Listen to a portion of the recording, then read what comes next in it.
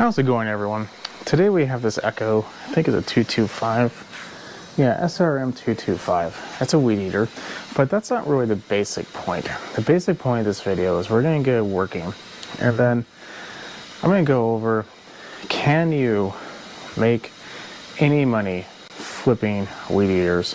I'm going to go over the general repair of what I think is the majority of the time what you're going to have to do. Obviously, it's not going to be every time, but the majority of the time. And this is going to be what's going to be happening or what you're going to have to deal with. I'll go over a couple other things because I don't think I have to deal with all of them here. But I'll go over one or two other common ones. In addition to that, at the end, I'll go over some of my ground rules and my opinion if that's even a possibility to make money doing this type of thing. So go ahead, let's get this fixed. Stay tuned for the end for those ground rules that I've set up and been successful for me at least, and then we'll go ahead and continue. So first things first, 95% of the time, you're going to be dealing with a carburetor issue. Now you have two options. One, you can rebuild it. That's sometimes cheaper if you buy the parts in bulk. A lot of the parts are universal. You buy a big pack of diaphragms, you buy a big pack of fuel line, stuff like that. Steel sometimes can be a little picky on some of the parts, but what can I say? Anyway, or you can go the less difficult, a little less money, but more or less time, if most definitely, route and buy a carburetor. Now, aftermarket, if you're going to be flipping these, it's kind of the way to go because the carburetor for this machine, OEM, is like $67 or $77. I forget which one. It's expensive. So I went with aftermarket. This was $13.99 and that was it. You get pretty much everything you need. You will throw away that spark plug because it's useless. We get an air filter, new gaskets, new fuel lines, and of course the carburetor. Now when you buy carburetors, if you do buy them aftermarket, you could go to Amazon, eBay, Google, whatever, type in whatever model of trimmer you have, and then parts diagram, look at the diagram, find the carburetor, decide if you're going to rebuild it or not. And if you're not, then look at the type of carburetor. Usually is a number on it, and search for that part number or buy it off that website. If you do it on Amazon or eBay, simply, half the time all you have to do is type in, my case, SRM 225 carburetor, and you get like a whole page. So it's up to you, but that's generally how I did it. That's how I did it on this one. So we're going to get started. As I said, this is for SRM 225, but they're all going to be basically the same. Some will have more junk on top of it, some will have less. The more junk is usually steel, less is usually pretty much everyone else. So yeah, figure out the fit you need. In my case, looks like we have a T25. Torx bits are kind of a necessity when you do stuff like this, so invest in some.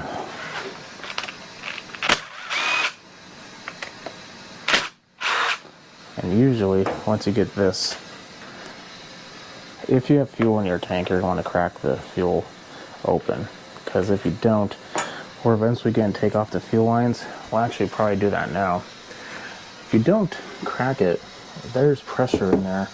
And the way you take the fuel line off, you're going to be removing a line that opens directly into the tank, and all that fuel, if you have any, of course, it's just going to come right out.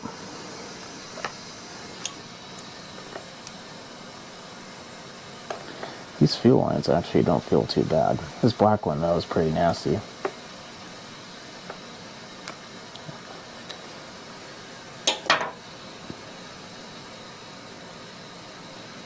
Huh.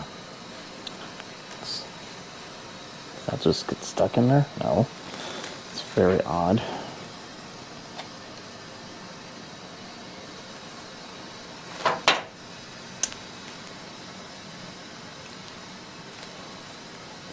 So at this point we're going to move the throttle linkage, however you need to do that. I'm going to have to replace this, so I'm just going to cut it. Some genius decided to put that and not the correct location. On this particular one, I am going to need a 10 millimeter wrench, but some of these are different. Some won't have this, some will. If you have any questions on the type that you need to do or you have going on, consider becoming a member. One of the benefits is I can help you through your project. Now that we have that off, this next part isn't 100% always necessary, but I'm going to replace this grommet because I have a new one. I don't know how old it is. And in general, when you flip something, you don't want someone to have to bring it back to you. And simple things like this go a long way in making sure that doesn't happen.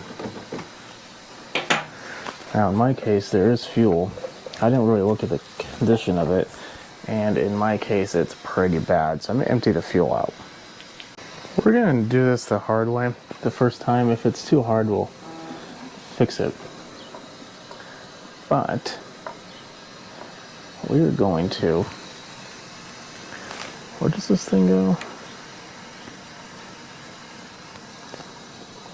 Install the grommet with little to no oil.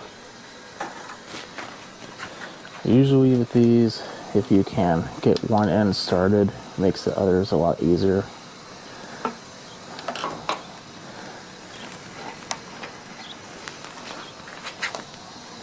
A screwdriver's your friend here, just don't stab through it.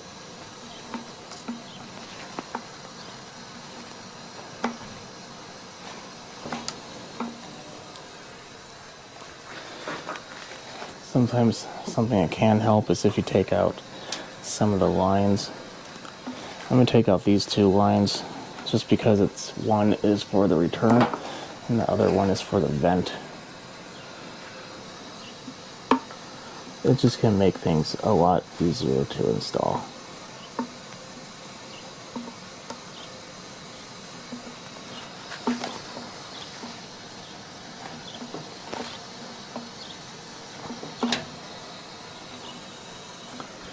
There we go. Now to put them back, I take the line, I snip like a little 45-ish degree angle in there. Make sure it's open. Sometimes they will clamp shut like this one did. There we go.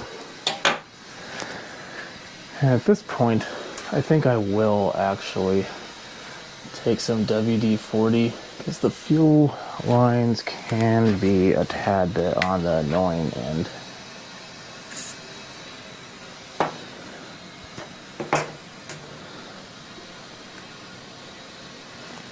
You just take it and shove it right on through. A pair of pliers.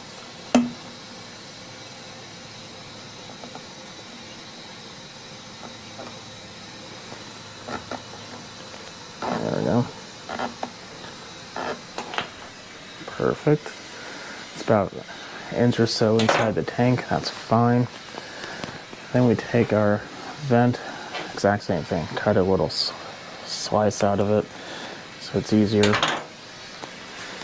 Black lines are usually a lot more difficult though. They're a lot more pliable. I'm not a fan of the black lines, to be honest. You can't see through them. They're not very easy to install.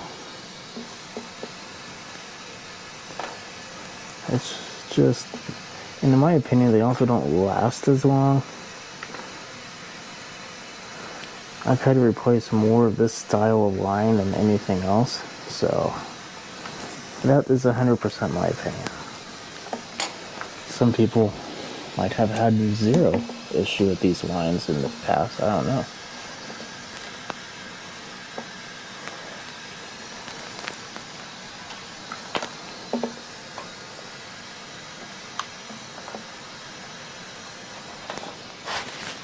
There we are.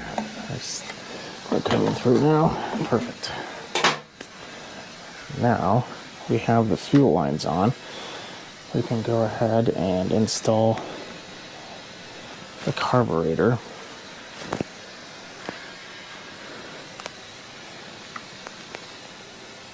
In situations like this, if you have two different sizes and you're not 100% sure, usually if there are two barbs, one on, I'd say, on the bottom and one on the top, the one that's closer to the bulb is the return.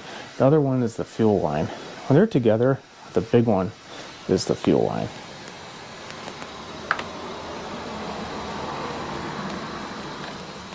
Now that's not always the case, but majority of the time that is the case. You can check it, you can put your finger over it. Try to prime it a little bit. You can kind of see it, or you can feel it not really wanting to do anything.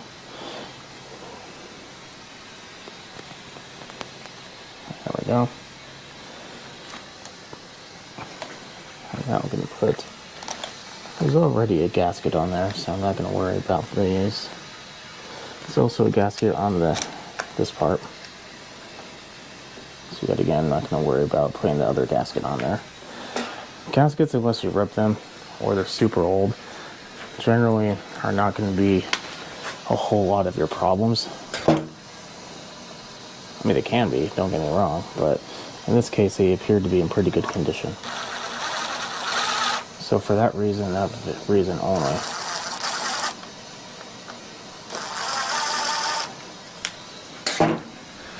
why are we not? Oh, there's a wire in the way.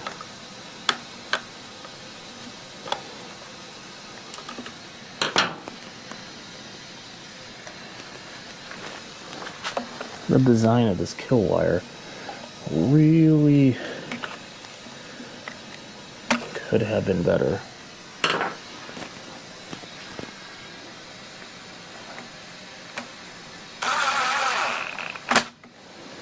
There we go.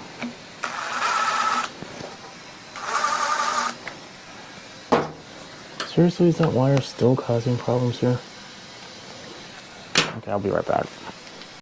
Now here's the first problem I just noticed when doing this. The top is different. That's what happens with aftermarket stuff. So we might have to change it with the old one. Don't know. But we're going to take this off. Hopefully we don't have to take off everything. That would be annoying.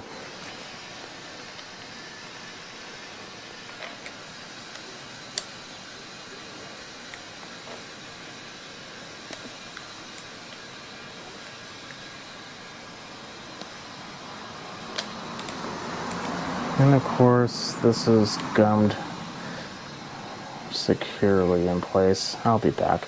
Okay, I was completely wrong and dumb. I thought that it was the wrong type. No, it was just straight up backwards. I flipped it around, so hopefully we are good to go now. So let's put this nut back on. About where it was before. Same thing with this one. So, pay attention, people, because I didn't, and I wasted my time. So, let's continue on.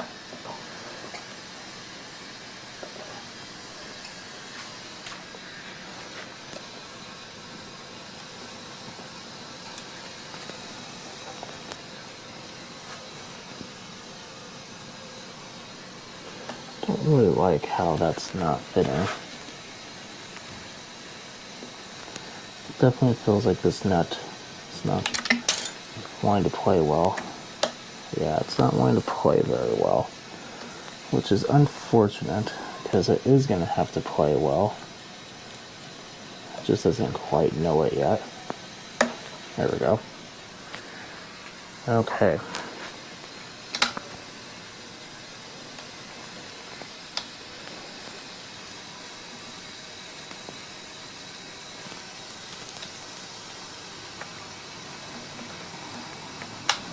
There we go. So when you do this type of thing, you do want to make sure that your throttle has full motion.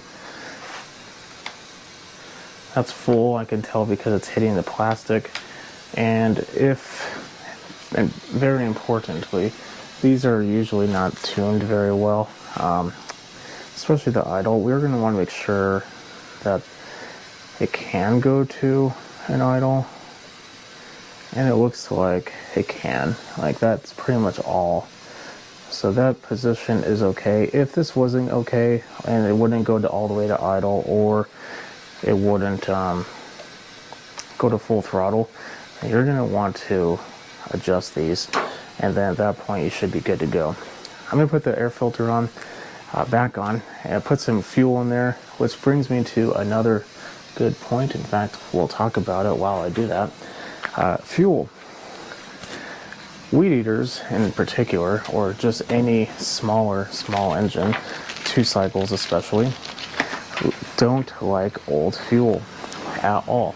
So if you think you can get away with using like 3-month-old fuel, you're really kind of pushing your luck. You could probably try, and maybe you can get away with it once or twice, or even maybe a whole year. I don't know.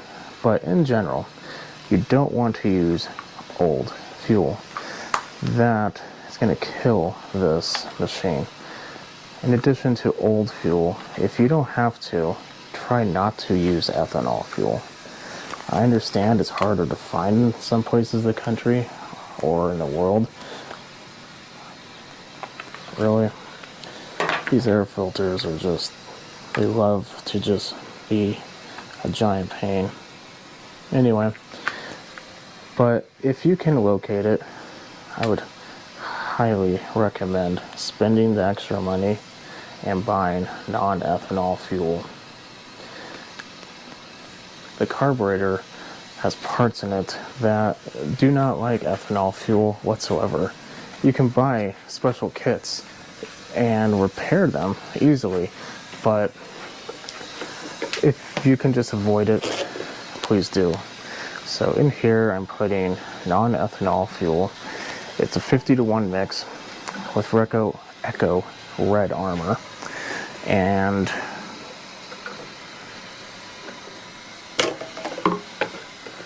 yeah, that should be about it.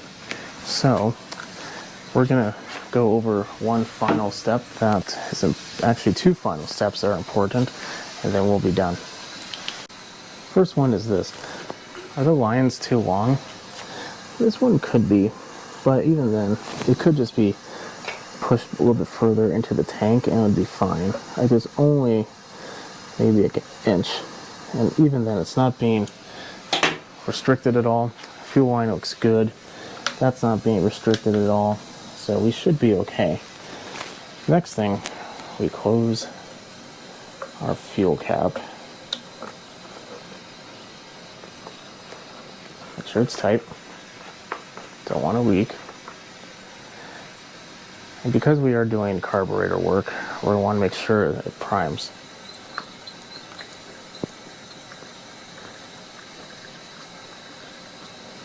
There we go. That's what I want to see. Fills up pretty easily. We should be good to go. So let's go ahead and give it a pull. Actually, no, we're going to go to one of the final other steps too. Something that's not looked out, in my opinion, or needs to be looked into more often, in my opinion, is the head. The machine this came with, the head is basically broken. It would work, but it just is pretty much broken. You can get a complete one. You can get just the parts you need. You can get an aftermarket one. That's what this is.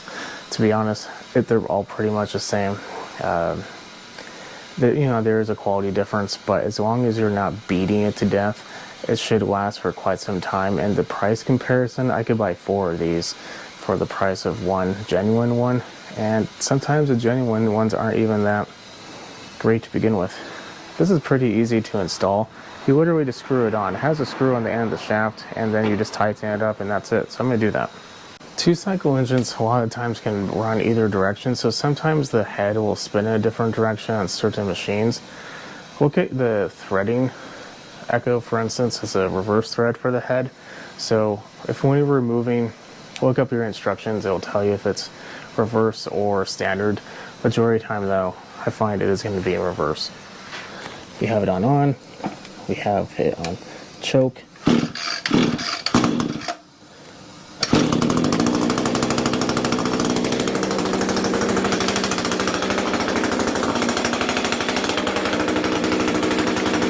it's running a little fast.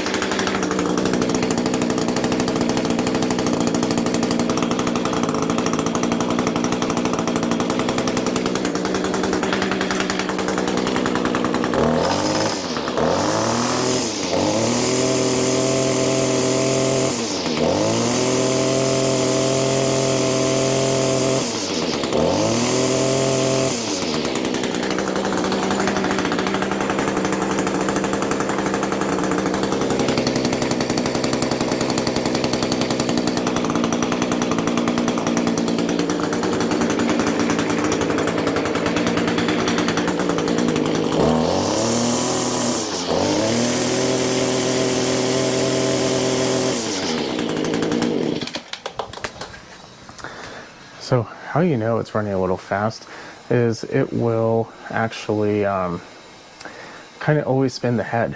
Now, that's not 100% all the time. Cheaper models don't have a clutch. It's just basically directly connected to the shaft of the engine and will always spin. But this has a clutch. So if you don't know, you can look up the parts diagram. If it says anything about clutch, well, there you have it. This one's good to go. Has a new air filter. I potentially would want to change a plug. I can sell it because I pretty much did the whole maintenance on it with the exception of the plug. With one key importance, I did not check the spark arrestor.